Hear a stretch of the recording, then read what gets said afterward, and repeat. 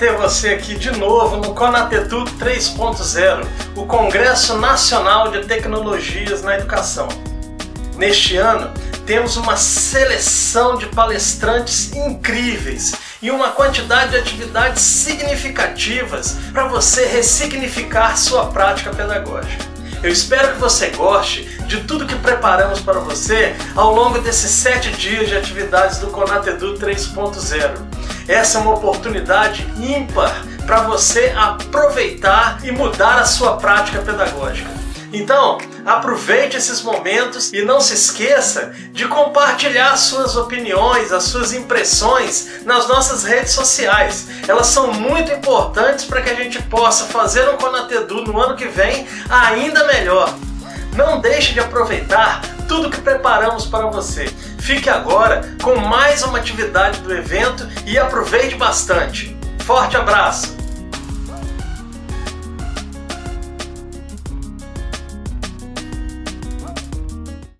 Olá, tudo bem com vocês? Meu nome é Lúcia Otero e eu vou falar aqui, discorrer um pouquinho sobre a importância da educação por competências para que nós possamos preparar as nossas crianças, adolescentes, jovens para a vida, para o mercado de trabalho. Então, este título da minha palestra nos remete a uma comparação entre ensino e mercado de trabalho. Eu sou educadora corporativa, também sou life coach e leader coach, preparando profissionais para os desafios do ambiente corporativo e também leciono disciplinas dentro do ambiente corporativo. E o meu foco principal são as disciplinas comportamentais ou soft skills, como são conhecidas no mercado de trabalho. Então, quando nós vamos nos comparar o ensino e o mercado de trabalho, nós temos aquela muito conhecida frase de Confúcio que diz assim: eu só aprendo aquilo que eu pratico e somente aquilo que faz sentido para mim. O que ocorre hoje é que nós temos na grade, na base do programa escolar, muitas disciplinas que são esquecidas por não aplicadas, não é? E que não são práticas, elas não preparam o indivíduo para o mercado de trabalho. Se nós formos olhar na linha do tempo, como começou esse modelo tradicional de ensino? Ele já veio importado dos nossos colonizadores, quando aqui chegaram. Em 1500, quando o Brasil foi instituído, né, com um governo, os jesuítas tinham como desafio catequizar os indígenas e transformá-los em uma mão de obra aproveitável. Então eles precisavam educar, e esse modelo era reunir o maior número de índios num espaço e eles ficavam ali ministrando, transferindo conhecimentos. Só que não era uma questão de transferência, era uma repetição por imposição. Só que esse modelo acabou sendo um modelo convencional para o nosso ensino. Quero mostrar para vocês aqui uma linha do tempo elaborada pelo site do Porvir, uma excelente referência, que compara o ensino 1.0 com mercado de trabalho 1.0. Nesse ensino 1.0, nós estamos falando de um ensino que era feito mais livre. As pessoas aprendiam com um mestre, elas iam trabalhar na casa de alguém que tivesse aquela habilidade para que ela pudesse ser treinada e desenvolver aquele trabalho. E o mercado de trabalho, o que ele buscava naquela época? Era um trabalho mais agrícola, mais de artesanato. Então ele buscava pessoas que pudessem fazer isso, que tivessem algum conhecimento. Então o ensino preparava uma pessoa numa determinada função para que ela exercesse aquilo em benefício de uma comunidade, uma cidade, certo? Já depois da Revolução Industrial, eles chamam de ensino 2.0, trabalho 2.0. O que era o ensino 2.0? O maior número de alunos dentro de uma sala de aula e o professor, mediador, instrutor, docente, não é? Ele passava esse conhecimento, mas ele tinha uma postura de que ele era sábio. Ele sabia tudo. e ele então transferia aquilo de uma forma impositiva. Não havia escolha, aquilo tinha que ser absorvido dentro de um padrão. Então o padrão era rígido. Por quê? No mercado de trabalho, na época da industrialização, o trabalho também era rígido, repetitivo. Então tinham linhas de produção e as pessoas eram contratadas para fazer exatamente aquilo por mais de 8 horas de trabalho. Então não se exigia criatividade, iniciativa, protagonismo, nada disso. A pessoa trabalhava por jornada de trabalho e o que interessava ali era a produtividade. Quanto que essa pessoa executa por dia? Elas eram mal remuneradas, mas elas também não tinham muito estudo. Tudo bem? Quando ele traz para o Educação 3.0 e o mercado de trabalho 3.0, nós estamos falando de uma disruptura. A internet, ela aproximou as pessoas, o mundo, não é? Os continentes, agilizou a transmissão da informação, só que ela não transforma a informação em conhecimento e aplicabilidade. O fato de você ter acesso a uma informação não significa que você saiba aplicá-la. E é o que ocorre hoje. Todo mundo pode consultar, nós temos vídeos de aulas, de temas no YouTube, inclusive professores que já usam essa metodologia. Só que isso não é suficiente. Então, como que tem que ser o ensino agora 3.0? Ela tem que envolver o aluno, não é? De forma que aproveite a inteligência dele. E aí a gente entra um pouquinho nas inteligências múltiplas de Gardner e verificar qual é a habilidade que ele tem para ser desenvolvida.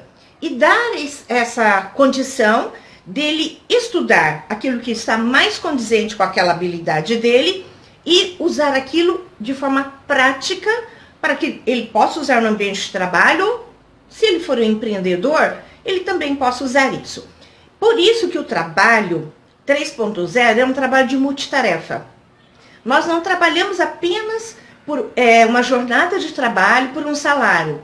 São vários grupos, projetos, células. Eu tenho que ter criatividade, eu tenho que saber me relacionar com outras pessoas, eu tenho que ter foco em resultado, enfim, são várias competências que são exigidas. E hoje, no nosso mercado de trabalho, a gente vê que cada vez mais busca-se pessoas que têm um diferencial. Porque apenas o ensino técnico, um diploma, não garante que essa pessoa vai ter uma carreira de sucesso. Ela precisa desenvolver essas competências ou comportamentais ou comportamentais, ou como o mercado de trabalho usa, soft skills. Hoje, nós temos estatísticas que dizem que 87% dos líderes, gestores executivos nas empresas são demitidos por comportamento. Quer dizer, eles têm uma bagagem técnica, mas não conseguem ter um comportamento adequado para liderar pessoas, trabalhar em equipe, para manter produtividade, garantia do resultado, porque muitos têm iniciativa, mas não têm acabativa.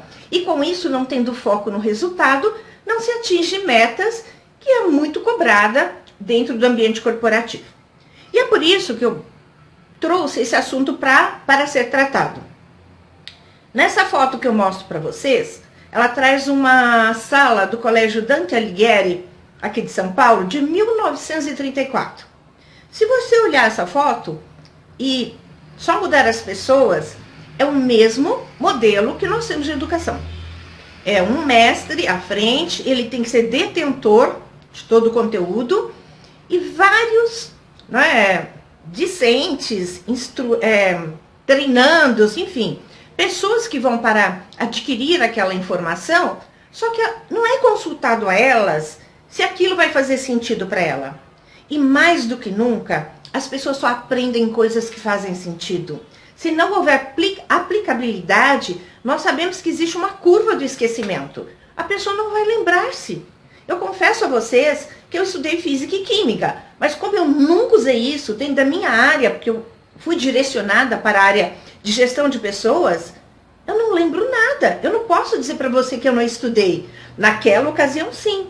Mas como aquilo não tinha uma aplicabilidade direta, Eu fiz o necessário, fui bem sucedida nas minhas avaliações, só que passado aquilo não fez sentido mais para mim. E é isso que o aluno questiona hoje. Será que faz sentido ele estudar uma matéria, uma disciplina que ele não vê aplicável no seu dia a dia? Ele não pode distribuir, multiplicar esse conteúdo no ambiente social, na comunidade onde ele está inserido, enfim, ele pode ser um multiplicador daquele conteúdo? E muitas vezes ele não encontra essa oportunidade. Nas diversas reformas da educação brasileira, e foram instituídos a formalidade do ensino secundário, universitário, a necessidade, né, do trabalho pré-escolar, de inserir as crianças. Só que eu vou me ater naquilo que nos remete para a construção de um indivíduo com um senso crítico mais apurado. É uma pessoa que possa refletir, questionar, e aí, além disso tudo, ela possa buscar respostas. É desse tipo de envolvimento que nós estamos falando, porque é assim que eles serão cobrados no mercado de trabalho. Se ele for um empreendedor, são com esses desafios que ele terá que lidar. Então, em 1999, a Unesco elaborou um tratado e ela trouxe 4 pilares da educação.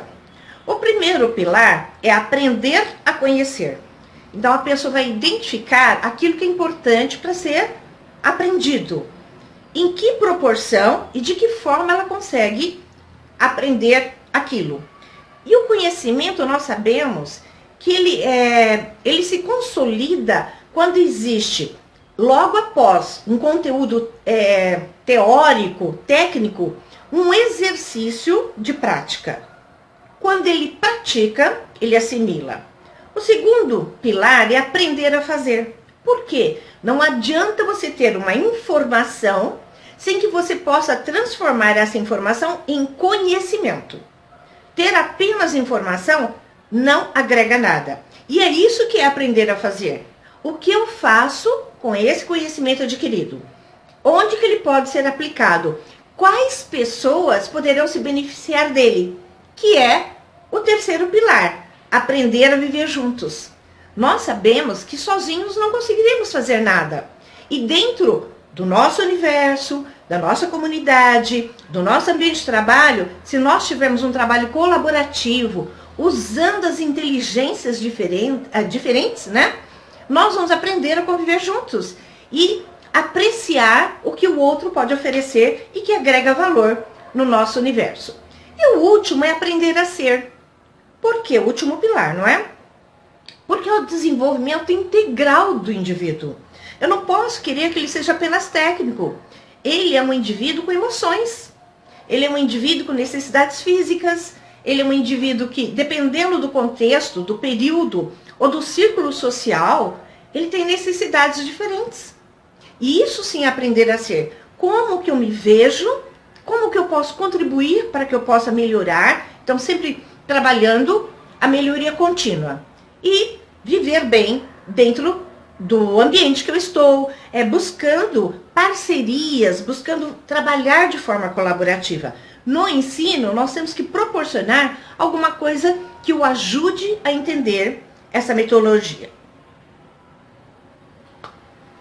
Por que eu quero enfatizar? Porque nós vivemos um mundo, hoje se fala muito de disruptura.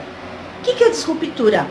As convenções que nós tínhamos, aquilo que foi certo até ontem, ele passa a não ser a nossa segurança.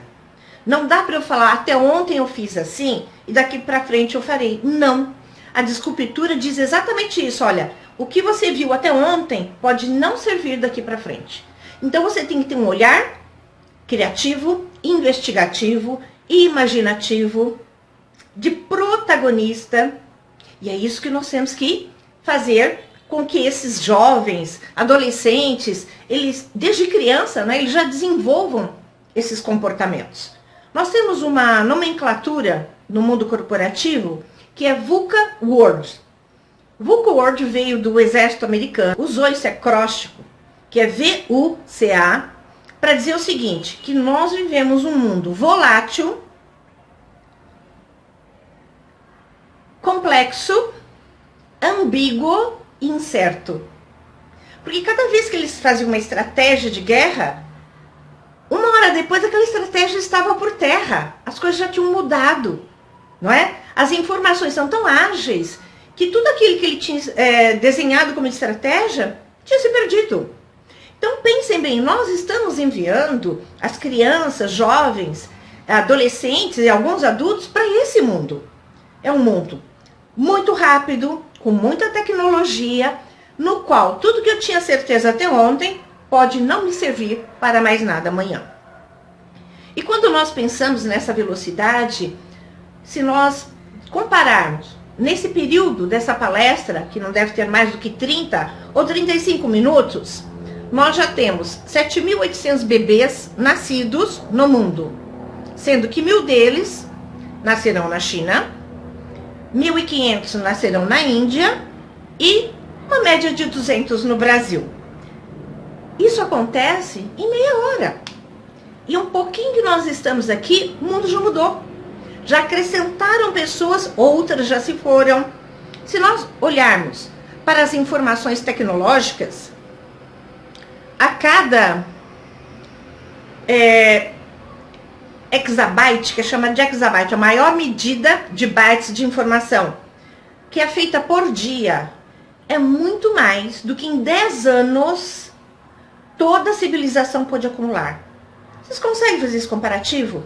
Nós temos acesso hoje à informação de séculos e séculos.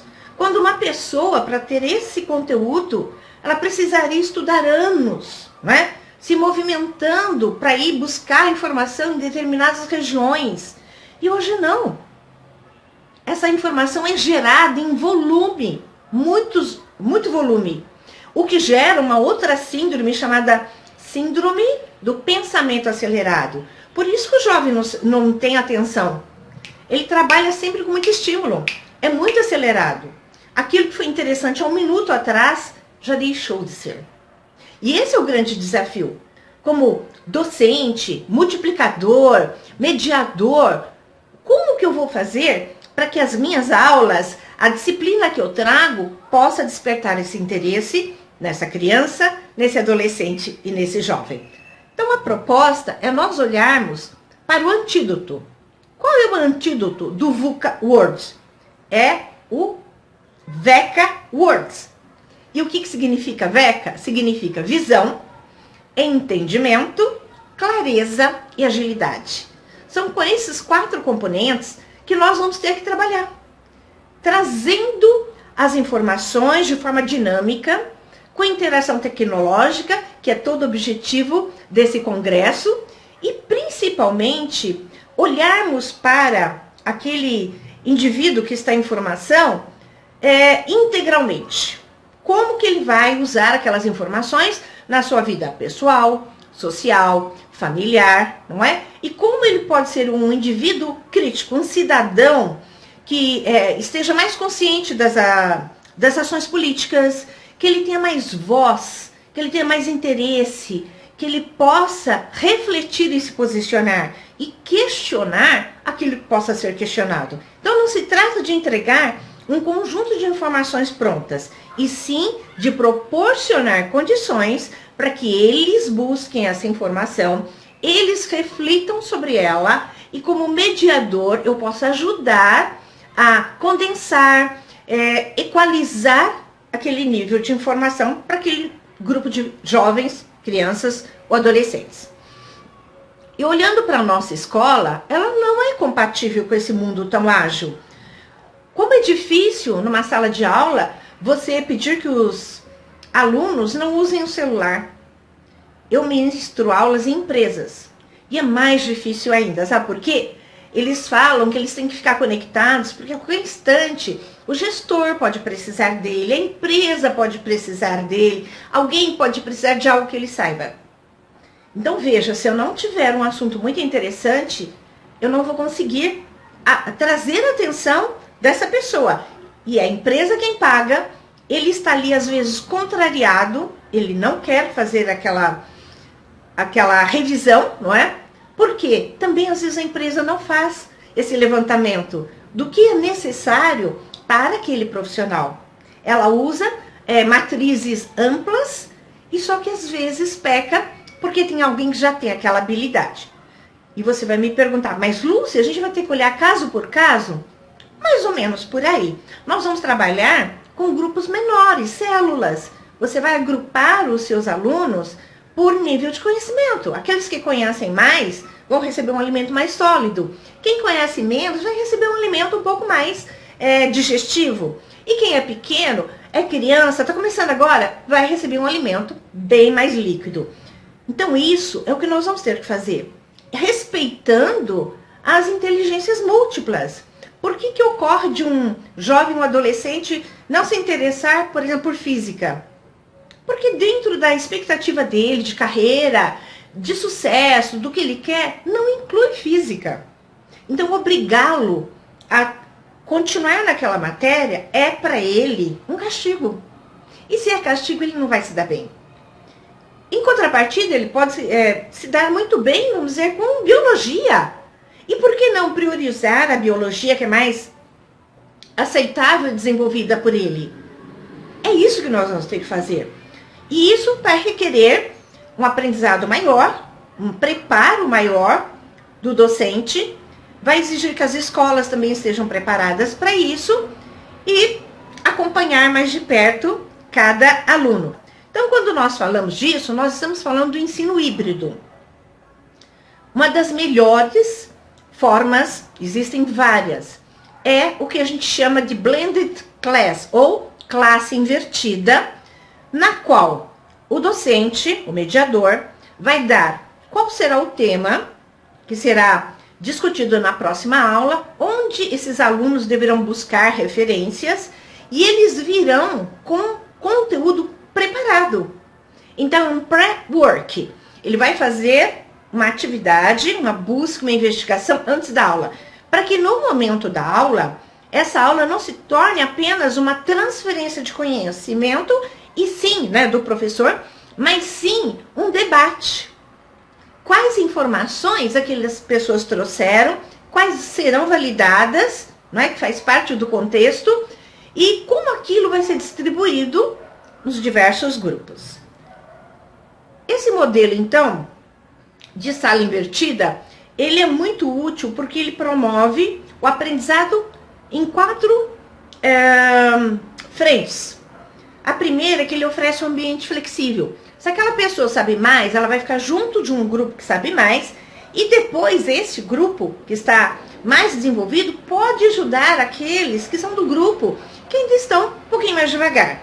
Então, cada célula, grupos, então as mesas serão redondas, não serão mais mesas individuais, porque eles vão trabalhar por células.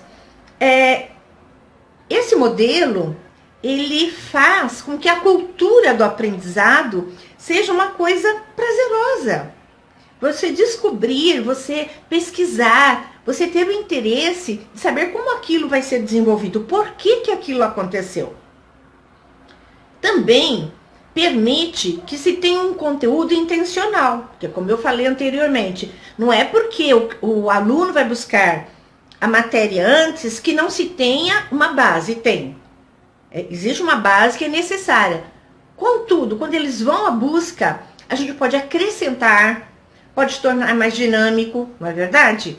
E trazer na diferença dos grupos que eles sejam multiplicadores internos. E eles ficam muito engrandecidos e orgulhosos de poder ajudar os colegas. E proporciona que também o educador seja um educador atualizado. Porque ele também vai ter que se preocupar em ter mais informações, além daquelas básicas, porque um aluno pode trazer aquele questionamento. Nós temos que olhar para isso de forma positiva, não é? Então, o professor deixa de ser o único conhecedor, o sábio, para ser um facilitador, um mediador, que vai equilibrar o conteúdo e a qualidade do conteúdo apresentado. Nós já temos essa aplicação em várias universidades americanas, Harvard e algumas outras que eu não lembro agora, mas já temos no Brasil algumas escolas que têm se valido desse modelo para tornar esse envolvimento, esse engajamento da criança, do adolescente e do jovem dentro do ambiente da educação. Então, um exemplo que nós temos aqui é o Colégio Elvira Brandão, que fica na Zona Sul de São Paulo, que já desde 2016 já trabalha com esse modelo de classe invertida, na qual os discentes vão procurar o conteúdo para ser discutido em sala de aula. E esse modelo, ele tende a cada vez mais ser mais personalizado, porque à medida em que a tecnologia e esse congresso, ele é abundante, não é, em recursos da tecnologia, quanto mais tecnologia forem inseridas, mais personalizado esse ensino deverá ser. Por quê? Nós vamos poder trabalhar com o aluno com vídeos específicos, atividades que ele vai buscar. A própria sala de aula pode ter espaços diferentes, como eu falei, células, e isso leva para um ensino personalizado e até portátil. Por quê? Às vezes ele está saindo da sala de aula, o professor já mandou uma tarefa para ele no YouTube, no Google, né? O Google é uma excelente ferramenta com vários recursos, WhatsApp, Messenger, enfim. Quando nós pensamos nisso, nós temos duas definições que eu vou mostrar para vocês. Qual é o perfil do novo aluno? Disse assim: precisamos de gente que pense, tome iniciativa, expresse pensamentos, ideias, saiba ouvir o outro e trabalhar em grupo. Tudo que eu falei para vocês que será cobrado deles no mercado de trabalho ou quando ele for um empreendedor. E qual é o novo perfil do professor? Em vez de especialistas em conteúdos, precisamos de pessoas compromissadas com a ideia de que todos aprendem, sem diferença. Só que cada um tem um ritmo, cada um tem uma preferência e nós vamos respeitar isso de forma que todas as pessoas possam ser beneficiadas. É um desafio muito grande, seguramente. E como que nós podemos fazer isso? Então, o ensino por competências, ele coloca o aluno no centro. Não é o professor, é o aluno. E esse mestre, mediador, ele vai ter mais autonomia para, de acordo com o conteúdo, óbvio, programado, ele tem uma autonomia para expor, propor tarefas. Neste novo formato, o desafio do docente será não de oferecer respostas prontas, e sim de fazer perguntas que possam incentivar, despertar nos discentes aquele interesse pelo conteúdo. E existem alguns métodos nos quais isso é feito com muita tranquilidade. Então, vou comentar alguns com vocês. O primeiro deles é o Design Thinking, que significa prototipagem. Existe um questionamento, inicia-se a partir de um questionamento, e por meio da experiência pessoal ou do que se conhece, vão se desenhar várias soluções e depois investigar qual delas é a correta ou a que mais se adequa para atender aquele questionamento. Então, tem que se fazer o estudo, aprender como desenvolver essa metodologia. A gamificação, que é uma forma dinâmica, lúdica, na qual a disciplina ela é inserida dentro de um contexto, e esse contexto ele é lúdico, ele é competitivo, ele marca pontos para quem tem um desempenho superior, ele estabelece necessidade de parcerias em determinados percursos, então ele trabalha várias competências. E costuma-se dizer que exatamente no jogo que a pessoa demonstra quem realmente ela é. O ensino híbrido, que é essa inversão de sala, na qual o aluno vai ser responsável por pesquisar o conteúdo, e o que eles chamam de educocomunicação. É utilizar vários recursos de comunicação para fins educativos. Exemplo disso, nós já temos alguns, que são os jornais, em alguns locais, rádios, pode ser um canal de TV, histórias em quadrinhos, vídeos no YouTube, que mais? Fotografia. Então, usar esses recursos para contar a história, para registrar aquele conhecimento. Isso é maravilhoso. Em um dos eventos eu ministrei. E assim, aquela pessoa se sente participante. Se ela tem que fazer um vídeo, uma entrevista, ela tem na rádio o compromisso de contar aquela situação. Então, ela se torna pesquisadora e depois multiplicadora. Óbvio que nós temos muito mais coisas a fazer. Nós temos que partir desse pequeno passo para grandes outros passos. Mas se cada um de nós tiver essa sementinha da mudança, essa sementinha de querer buscar, inovar, ser mais criativo, nós poderemos conseguir isso. Muitos de vocês falam assim, porque você não trabalha com o gestor da escola que eu trabalho? Eu imagino, mas eu trabalho com gestores de empresas. E muitas vezes eles também são contrários a algumas metodologias. Então você tem que mostrar resultados. Quando você oferece resultados, você convence o gestor. O gestor só se deixa convencer por números, dados. Bacana. E quando nós pensamos então em educação, nos diversos modelos, tem um modelo da Finlândia, que é um país que por mais de 4 anos consecutivos foi considerado o que tem a melhor qualidade de ensino e que tem o maior número de retenção e de aprovação. E qual é a metodologia da Finlândia? Exatamente o ensino híbrido. Só que lá é uma cultura, eles já vêm fazendo isso há algum tempo. E eles têm 7 princípios para que essa educação funcione. A primeira delas é de igualdade. Não existe escola particular nem escola pública. Todo indivíduo tem acesso à escola de qualidade. Então não tem isso, esse fulano tem mais recursos, vai estudar numa escola melhor, esse não tem. Não, as escolas oferecem igualdade. E sabe por quê? Que é o segundo princípio? Porque é grátis. É o princípio da gratuidade. A escola não pode cobrar. Ela tem outros meios, ela pode ser subsidiada, enfim. Mas o aluno, ele não é cobrado. Então ele tem, além do período de ensino, ele tem alimentação, transporte, todo o material didático necessário e ele ainda recebe apoio para frequentar museus, peças de teatro, enfim, tudo aquilo que for contribuir para a formação dele, sem nenhum custo. Então, transporte dele, da casa dele até a escola, não importa se é de ônibus, de van, o que quer que seja.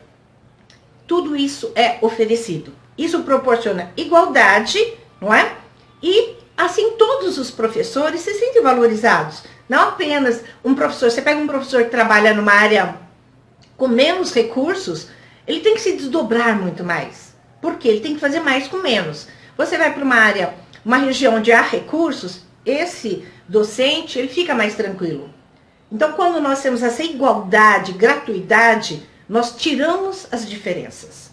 O terceiro princípio é da individualidade. Cada aluno vai desenvolver-se naquilo que faz parte da competência dele, da inteligência dele. Se ele gosta mais da área de exatas, ele vai se voltar mais para essas matérias. E é óbvio que existe um conteúdo básico de comunicação, de gramática, dentro do nível, né, que ele frequenta, mas ele não vai ser obrigado a ter tantos resultados numa disciplina que para ele não faz adesão. Isso tem que ser tratado individualmente, e é o que eles fazem lá. O quarto princípio é que a educação tem que ser prática. Aquilo tem que ser possível de ser aplicado.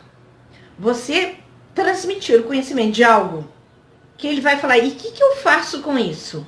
Qual é o propósito disso? O significado disso na minha vida? Para minha família, para minha comunicação? Nada? Então não faz sentido para mim. Então, transformar, primeiro, informação em conhecimento. E conhecimento prático, que ele possa aplicar já e ser um multiplicador. No quinto aspecto dos pilares da Finlândia, tem a confiança. Não se supervisiona o trabalho. Eles têm outras metodologias para avaliação de notas, avaliação de retenção de conteúdo. As provas são feitas de outras formas. E o docente, mediador, ele tem mais liberdade para conduzir de acordo com o avanço daquela turma. Ele não tem que cumprir apenas a programação. Ele está atento à evolução e ao cuidado que cada treinando, né, discente pode necessitar. O sexto pilar é voluntarismo. Estuda quem quer. Aí você vai dizer, Lúcia, pelo amor de Deus, como é que é isso? Exatamente assim. Se eu não gosto de matemática, não vou estudar matemática. Mas eu vou me dedicar mais à história. Vou me dedicar mais à língua portuguesa ou qualquer que seja. Então, esse voluntariado faz com que o próprio aluno se direcione para aquilo que ele tem mais facilidade. Por que a gente tem que obrigar alguém a estudar algo que para ele não faz sentido? Eu sou da área de humanas. Se alguém quisesse me imputar conhecimentos de matemática, de coisas que para mim não fazem sentido. Mas se você for falar com alguém que trabalha na área financeira, seguramente toda matemática faz sentido para ele.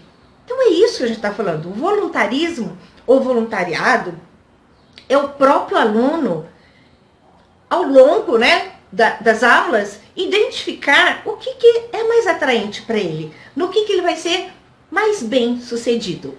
E por último, a independência, que é a do docente, mediador, instrutor no ambiente corporativo, de adequar aquele ensino, saber se pode avançar, se deve segurar um pouco mais. Então ele vai ser um mediador com uma responsabilidade, não é?